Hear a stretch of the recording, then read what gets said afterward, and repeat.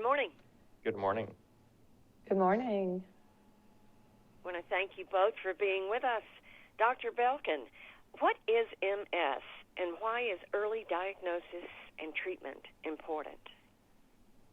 So MS, or multiple sclerosis, it's a lifelong autoimmune condition that generally affects people in the prime of their lives. It affects about 1 million U.S. adults, and the average age of diagnosis is about 34. So it's that millennial generation that is actually getting diagnosed, or at least at the age of diagnosis. What we know about MS is if it goes undiagnosed or untreated, it can lead to progressive disability over time.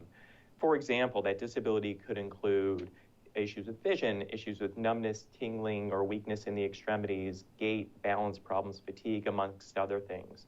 And so we want to emphasize how important it is not to ignore symptoms. And if MS is the diagnosis, get on an effective treatment early so we can hopefully prevent that progressive disability from occurring.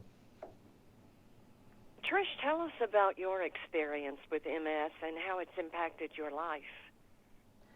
You know, as Dr. Belkin said, I was initially diagnosed around that age. I was 30 when I was first diagnosed. It was scary. I woke up with numbness and tingling in my right side. And I ignored my symptoms at first and eventually sought treatment. And once I did, my neurologist recommended treatment right away and a disease-modifying therapy as I was diagnosed with relapsing MS. So I was started on Ocrevus, which is twice yearly. One of the biggest things for me was my lifestyle. I'm active. I'm a travel nurse. I have to get out and do things, and I don't want to be held back by a treatment. And it's worked really well dosing schedule-wise for me. There's nothing getting in my way but myself. Doctor, why is it important to increase awareness of MS among this younger generation?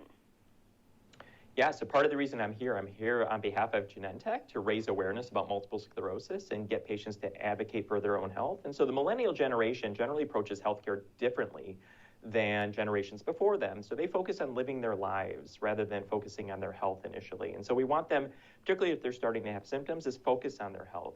See a healthcare provider, not ignore symptoms. And if the diagnosis is MS, get on an effective therapy early. And part of the reason for that is MS, we've learned, is progressive from the start. And so even if someone's not having symptoms, behind the scenes, progression could be going on. So somewhere down the road, that more likely than not is going to catch up with the patient if they're not on an adequate treatment or on any treatment at all. And so we want to emphasize the importance of that early treatment. Now, that being said, treatments do have risks and side effects. And so it's so important as part of the decision-making process with a healthcare provider is make sure that treatment's going to be appropriate for that given person. Trish, what advice do you have for those newly diagnosed with MS? You know, one of the best things I ever did was to reach out to other people in support. There's all kinds of advocacy organizations, and just that human connection can really make you able to discuss and understand the fear that you feel and that uncertainty with the new diagnosis.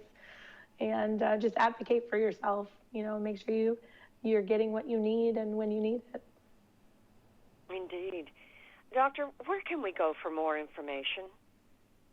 Yeah, so a great website would be ocrevus.com, where patients can learn more about multiple sclerosis, a potential disease-modifying therapy that may be right for them, get more prescribing and safety information. So really a great resource to learn more. Well, Dr. Belkin and Trish, thank you both for being with us today to share this information. You know, it's both uplifting and encouraging to know that there's help out there. So thank you. Thanks so much for having us. You bet. Bye now.